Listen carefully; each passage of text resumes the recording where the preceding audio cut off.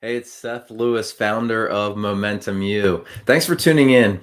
Today we have a great series, and one of the things that kills people in business, and if you want a quick way to stall your momentum, it's around objections. So we're going to look at that today and talk a little bit about, when everything's flowing right and then you get the objection, what happens? So just a little bit, Momentum U, I encourage you to check it out. If you want to look at what we do, go to explosivemomentum.com and sign up for our training. We do a training of 3 steps of how to basically inject momentum into your business that you can apply today. So go to explosivemomentum.com and check that out. You'll also get some information on what we do and keep you in the loop with some of these topics. My goal and what I do is I help turn your reality, what you're experiencing right now, to your vision. And we have an upcoming series about that, but I'm just going to give you a little bit of a preview. Is the reality that you have right now, how far away is that from your vision? So when you think about when you started your business, when you think about those days and nights when you just were so passionate about your business and where it was going to do and what it was going to do for you and your family. You were thinking about where you would travel, how much money you would have, maybe how much time you would spend with family, a car, a lake house, a cabin, a boat, time off, reduced stress, less tension among staff members or employees or egos or politics or whatever it may be. That's the vision. And when you think about that vision, are you there? That's what I do. And Momentum U is a process and a way, a roadmap to get you from your current reality to the vision that you had, the vision that you wanted, the vision that you dreamed of. Too many times what happens is that vision gets crushed. It goes away with the current. So I encourage you, if that's you, right now, go to explosivemomentum.com, check out what we do and see if we can help in any way. I would love to talk to you or have my team talk to you about how we break through the fast track, a plan to get from your reality, your current reality, to your vision. It just makes sense. It's a phone call away. Do it now. Today's topic is about objections. So if you think about it, you've been there. Let's walk through what it looks like. So it kind of looks like this. You meet a client, things are going super well. You're talking through everything. You're answering their questions. They love it. And you're convinced that this is going to be a sale. You're actually excited. You're juiced up. You can feel the energy. It's a great thing. But then you get to the money part, or you get to the spot where you're supposed to ask them for their business, and you kind of dilly-dally around and you're not really direct with it. You're not clear about the next steps. And they throw this objection at you. And it just crushes you. It like blindsides you. It takes the wind out of your sail. The client can sense this and they feel like they've actually won. What's sad about this situation is whether you're an owner sell, or you're a sales rep, or you're somebody that's in business development, what happens is you get crushed, you get blindsided. And it's a really weird mental dynamic that's happening here. What happens is the customer feels like they won, like they beat you, but they don't know that they're taking themselves further away from the solution that they need. Because if you're in sales or business development and you truly believe in what you do, you know that you can help them. If you've identified this as somebody that you can help, there's not a more deflating feeling than that person objecting to something that you know they need. I've been there. I can think of countless times where I've messed this up, and I know how much we can help somebody and how much need that there are. Just want to give you a quick stat that I've seen is 9 out of 10 businesses are really struggling behind the scenes. That's really scary. And as a coach, I see that and people open up to me. But when you go to the networking function, when you go to a social gathering, when you go to something, you put on the mask. You put on a mask that says, we're doing great. Business is terrific. But behind the scenes, you would never show anybody your bank account. You would never show them really what's going on because it's really not that good. And you're the only person that knows it. One of the ways to help improve this is through objections, having your sales team close more deals, making sure that your closing percentage is up and elevated.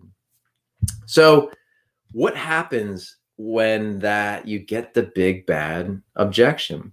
Well, let's look at what some of them are. And these can be common. You've heard them. What's the number one thing? I don't have the money. It's too expensive. This one always cracks me up because that's never the real issue. And I repeat, that's never the real issue. There are maybe a few exceptions where that's actually true. But if they really believe in your product or what you're doing, or you really did a good job as a sales professional or helping them understand the need and how you can fix it, money is not the objection. It's usually a fear. It's usually something else that scares the person. And one of the things that I teach in Momentum U is about the subconscious and mindsets and how that interacts with your daily decision making. When you hear the number, you become defensive because you probably got burnt in the past for something. You put up your wall and you say, I'm not interested. I have to check with my spouse. I'm not ready. That sounds nice. I need to think about it. Let me think about it and I'll get back to you. What you do then is you freeze. You stumble around. You don't know what to say. You don't have the great response. You say, okay, I'll check back with you in a week. I've been there. It's not really fun because what happens when you call the prospect is they never answer and they start playing this game of you can't catch me. I'm not going to call you back. Oh, I see you're calling me. Decline. So why does that happen? One of the reasons is the sales process. So as a sales rep or business development, you're not taking them through the right steps. There's clear steps in a sale, and it's not any hocus pocus. It's not magic. It's what you need to do to make sure that your prospect is getting what they need. So when I share these things, there isn't anything secret. There's no hidden agenda because I truly believe that salespeople really believe in their product and they really believe that they can help you. Most people believe that their solution will help you. They just have to show you how it works. The person that can do that wins. Doesn't matter if you're in construction, you're in a service business, you're in any type of thing. When you can do this, you win. I can think of a specific example. I had a prospect for Momentum U. Oh man. And nothing kills me more than when there's somebody that needs help, wants help, but at the end denied himself from the help, came up with the excuse, I don't have the money. I was down for this, and this was before, every now and then you still have a hiccup and you still you forget what it is, but I encourage you to have a script. I'm going to go over a couple of these things here, but I was down. We actually talked about on the call, and then the prospect agreed that Momentum U would have a $300,000 impact in their business in the year. It was clear. It was logical. It made perfect sense. But when it came down to the investment, the flags came up. The subconscious kicked in. The subconscious will override logic. It takes you back to what you know. It takes you back to what you're comfortable with. So in that case, I did not do a good job in getting this individual to connect the dots of the impact the way that they could see it. Even though I thought I did, they clearly agreed and said $300,000 of impact if they would do this. But obviously I didn't do something correctly, but I knew how much I could help them. So it is a challenge. It is tough because there's no formal, exact words that you can say. But I want to look through the sales process. I'm going to go through a couple things and just kind of give you an idea of what this looks like. So I'm going to pull up a couple things here. When we look at the sales process, prospecting is a key. So when you think about prospecting, if you have a full pipeline, it makes it easier for you to qualify and get rid of bad clients. If you don't, and you only have one or two clients, they sense the desperation, and the desperation will take you down. You will not close the sale if you're in desperate mode. So first thing you can do is really get a good sales funnel or prospecting or sales rep or outbound calls or Google AdWords or some type of lead generation to your target prospect, understanding who they are, how to reach them, and build up a pipeline that's full. When you have a pipeline that's full, I can think of the different companies that I own, but when our pipeline is full, it's like sales are just so much easier. You walk in and you're confident. You sell more. Your client can sense the demand. I know that some of our businesses are booked into 2022. That's exciting. So when our sales reps go in, they say, hey, if you want to work with us, we're actually booking for 2022. So now the client says, well, this company's so good, I better get on the list now, or it's going to be 2025 till I can work with them.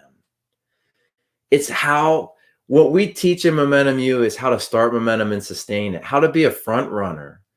Many people get the momentum and then they lose it again. It's really sad. So prospecting and keeping a funnel, a pipeline, that's for recruits too. Number one complaint that I hear is can't find good people. They're not out there.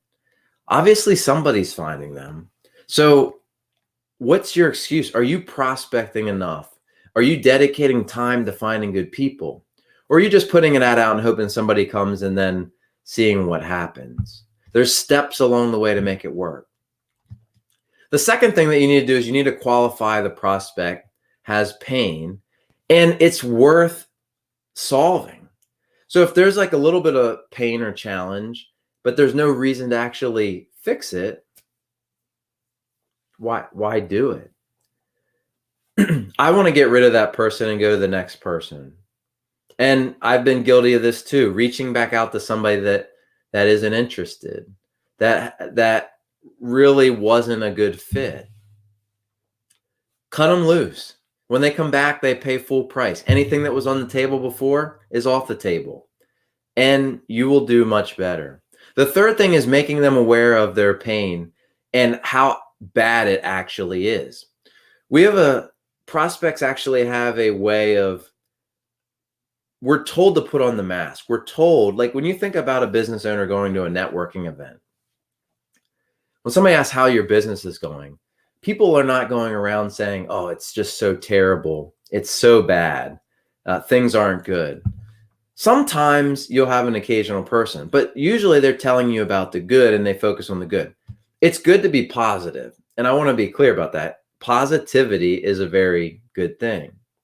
But at the same time, you have to be real. So what they don't tell you is they're struggling to make payroll. They can't keep employees. They're struggling in their bank account. Their profit margin is terrible. But when they ask you the question, we're really busy. We're swamped. It's really busy, but you're not making money. So what happens is if they realize that they're not making money and business is not the way that it's designed to be, as a salesperson, you need to help them see that. And if it's been a long time, some business owners haven't gotten a paycheck in months. So if that's the case, it's basically asking, well, when's the last time you paid yourself? And they say 2 months ago. And you're like, oh, that's pretty much all you have to say, because they hear that and they realize how bad that is. That's embarrassing. So, let me be clear. That's a reality. That's what is happening with, 8 or 9 out of 10 businesses. There's a lot of that going on that is not being talked about. So it's about connecting how bad it is and how it connects to their personal life. So when you think about your personal life, if you're not getting paid on a regular basis, how is that showing up in your stress level? How is that showing up with your spouse, with your husband or your wife? Does it create tension? Does it create stress? Does it create all of that it creates is what your job is to help them see. It's not about bringing them down, but it's bringing them to the promised land. It's helping them get to where they need to be. It's helping them, especially if you know you can. The fourth thing is they have to verify that they have a problem and they want to solve it. Is there a need for it to be solved? And this is a common thing in sales, but getting yeses. So do you see how this is a problem? Do you see how not paying yourself is causing stress at home? Do you see how it's robbing you from spending quality time with your kids? Do you see how, yes, I see that. Is this a problem worth solving? Yes, definitely, because it's killing me as a person. So now they start to see how it's being connected. And if you're not doing these things in the sales process, again, it's no magic trick, but it's helping them on the self-discovery. So when you think of sales, some people think it as slimy or like this thing. It's not about that. So if you see somebody taking you on this process, they actually want the best for you. They're trying for you as a person or your client to have a self-discovery moment, for you to connect what's going on and decide that it's worth doing it. And maybe it isn't our solution, but it's a huge discovery to say, I didn't realize how big of an impact this was having. So the next thing that you do is you're going to show how your service fixes the problem. Just that problem. You don't need to give your 75 things that you offer and all that type of stuff and that you have all these bonuses. It's the problem that needs fixed. That's what you need to fix. Don't confuse them. And after you do that, do you see how this fixes this problem, this challenge that you have? It's a yes or no question. It's all about getting yeses and nos. Maybes are terrible. And when you realize this and you realize how many maybes you're getting in life in general, from customers or employees or whatever it may be, your mind will be blown away. Think about yeses or nos. I want to know where you stand. If you're recruiting a prospect, and I can think I was in the office and from our service business, they were calling out. And on the phone, I heard the individual say that they wanted to talk to their parents before they accepted the role. I could tell immediately that that person was checked out, and we never got a yes or no. We allowed that objection to leave us in the gray area. Now, we eventually got the no from them for this particular position. But for a while, we wasted energy and time wondering and then reaching out to the individual to see what the status was. When you know that when you get a yes, when you get a maybe, it's time to switch that to get a yes or no. No's are just as good as yeses, and you've probably heard that before. So do you see how that'll fix a problem? Yeah, great. How does next week work to start? Now you're going to see the objection. You're going to say, I don't have the money. I need to talk it over. We talked about some of these areas. So what you need to do when you get these is first you have to pause. And I want to talk a little bit about, what happens when you get an objection. So when you get a sales objection, there's this emotion that comes up. When you start to get to the final offer or the money, it's fear. There's nothing else. It's fear. The fear of rejection is so powerful. It's like the only thing, the only emotion that you can take like an Advil for and it help you out. It's that powerful. It has that much of a response in our body. So what happens when you get to objections is you start to avoid them. You dance around the point. You dance around the commitment. You never end up asking for the sale. You never end up being direct and clearly identifying the next steps. The client ends up being confused. There's a couple types of salespeople. There's a book that I read that they said, I forget, there's 3 or 4 types, but there's 2 definites. One's a presenter and one's a closer. The presenter, most people end up in the presenter stage. They do a great job with the presentation. They get their people engaged, and then they fumble it when it comes to the close. So what you need to do is you need to learn how to handle the objections, and closers are the ones that are prepared to handle the objections. And when we talk about, and my specialty is taking you from your current reality to your vision, one of those areas that we know, and I know Momentum You can help you, is in the objection stage, helping you get past those areas. How to close more business and close the right clients is an example, at the right margins. So we fear this. We fear the word no. And I want you to think back of, how you were burnt or rejection. I can remember being in, I think it might have been middle school, but I left some wash in the washer and overnight. So you know what it smells like when you let it in too long. So it was in there, and I was in middle school. It's those like goofy years. And I wore it to school, but I didn't know until we had like a lunch break and I was playing basketball, and that odor magnified, and it was so embarrassing. And I just remember one person saying like, "What is that smell?" And like, that is like, it was terrible. So there's scenarios like this that have popped up in your past that what like social acceptance is, and you don't do anything to put yourself in a rejection state on purpose. Think about this. Everything you do in life the goal is not to get rejected. So when you think about sales and growing your company, to really search out the no goes against everything that you're comfortable with. So your sales team, if they're not closing, they're avoiding the no. They're not asking direct questions. There's some real basic things that are happening here that can change your momentum in the objection game. So the other thing is, we don't know, and I said this before, you don't know unless you ask direct questions. You can't get a no if you don't ask a direct question. But what does that mean? The inverse is true. You can't get a yes.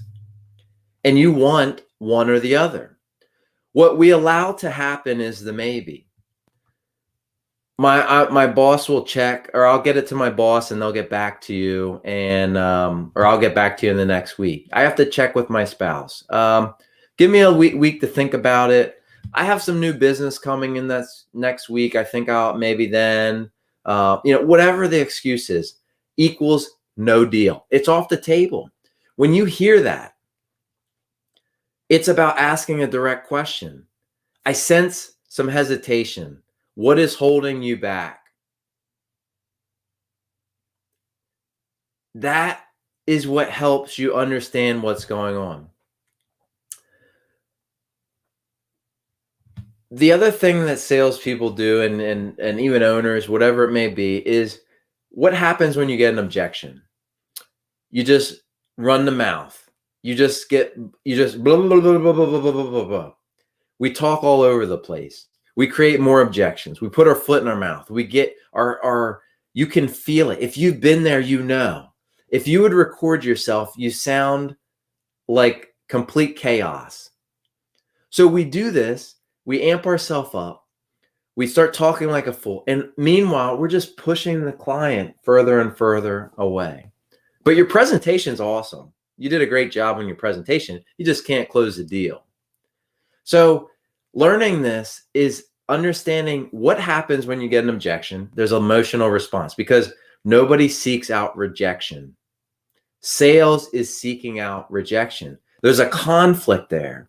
That conflict creates an emotional triggered response, which if you don't learn how to deal with it, it means no deal. So what do you need to do? I mean, we covered, a bunch of things around the topic of objections. You need to know what's coming. They say it all the time. I don't have the money. What's your response? What is your response to I don't have the money? I mean, think about this. It's coming. You know it's coming. Okay? So know what it is. What other responses do they give you? I need to check with my spouse. If your solution is that great, for example, if we know it's going to change your life and give you better quality time, you might say something like, if your spouse knows how it's going to allow them to spend more time with you, what do you think that they would say? It should be obviously a yes. Why would they hold you back from having,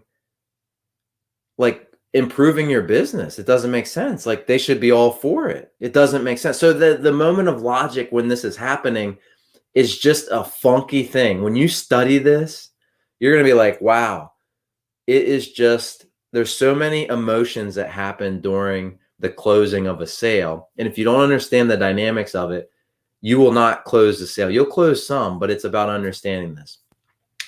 Next thing, have a script. Have something that's simple and direct. Have the flow of the outline. Collect the yeses. Understand what you need to do. Understand that they're going to have to say they're going to check with the spouse. Understand they're going to say, I don't have the money. Understand that they say they can't get to their boss. They're very busy. I can't get you on the schedule. What is your response? Maybe agree with them and say, the reason I want to do that is this, or here's how I can help that. Something to relate to them and show them how you understand. Another thing, the third thing, when you get an objection, always relate to them. I understand what you're saying. Can you explain a little bit more? Or can you tell me why that's important? Or what that does is it allows you to actually catch up. It allows you to pause a minute and let them answer the question. So if they answer a question, it allows you to see what the real objection is. Hey, this money, it's too much money. Can you tell me a little bit more about that? I mean, we showed you that we were saving you $300,000. Let them say what it is, because when you look at the price versus how much it's getting you, it's logic that you should use a solution. Obviously, there's something else going on. Usually, the objection is something else. So another common practice in the sales game is to isolate the objection. So before you jump in and solve it, right, you're going to say, I understand that money is your number one objection. Is there anything else? Nope, that's great. I love your program. I love your service. I love your app. I love your construction business. I love whatever it may be. Then you can address that thing. What happens is it's not a game. It's helping the customer get what they really need. And this is based on the integrity of the salesperson or the person that knows if it's not a fit, they should be walking away. In Momentum U, we have a lot of people that we turn away and say, you're not a fit for what we do. It might be their attitude. It might be negativity. It may be something that it might not be an industry that we feel that is going to get the outcome that we want. We are not interested in just taking people's money. We want success stories. We want you to win. We want you to be our biggest fan. When you take that approach, even if somebody knows these steps, they will have a respect for a professional, helping them connect and take the emotion out of it. If you make a large commitment, are you still going to be worried about it? Absolutely. I mean, we buy equipment in our different businesses. And every time we sign off or I sign off on a large purchase, I always have a little bit of reservation. So there's ways to deal with that and make sure that we've made the right decision. But you always have, that's a part of those emotional responses. But if we let that hold us back, we would never grow as an organization. So, a lot of good stuff here. And when we look at this, this is one area that we talk about going from your current reality to your vision. One way to do that is better handling of objections in the sales side of things. If your business is hovering around the same revenue, if your profit is not where it needs to be, if you're one of those 9 out of 10 businesses that put on the mask and say that everything's great, but behind the scenes, like you really know what's going on, go to explosivemomentum.com. Just check out what we do. We have a free training on there. I have 3 ways to inject momentum into your business that you can do. It will help you understand what might be or has been holding you back. We'd be happy to do a strategy call if it makes sense. But go there first, explosivemomentum.com. I want to thank you for watching, for tuning in. Share it, like it, comment, reach out to me. If there's something that we can help you, objections are a big thing, and they could be crushing your business. Don't be a presenter, be a closer. Thanks for watching.